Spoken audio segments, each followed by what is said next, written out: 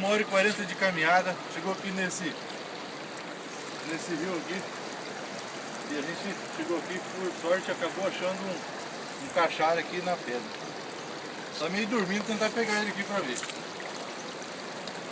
Senão a pescaria fica sem graça, né? Devagar, pra não escapar, hein?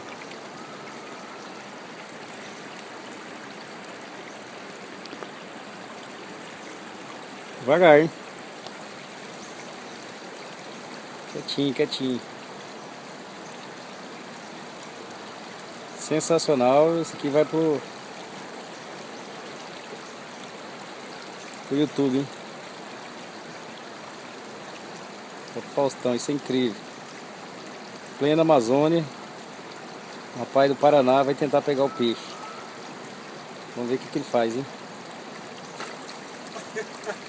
Tá conseguindo, o peixe tá muito bravo. Vai espantar o peixe. Nossa! Pegou mesmo, hein? Pegou, cara. Peguei. Ele é manso. Cuidado, tem espinho, hein? Tem. Cuidado que tem ferrão, hein? Deixa eu ver, e aí? Rapaz, bonito, né? Tem uns 10 quilos isso daqui.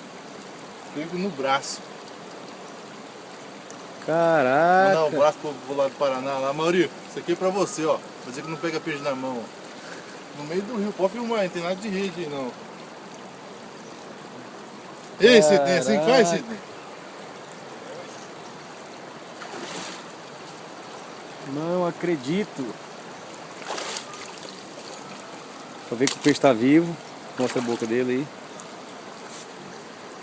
Tá roncando, acho que tá dormindo mesmo.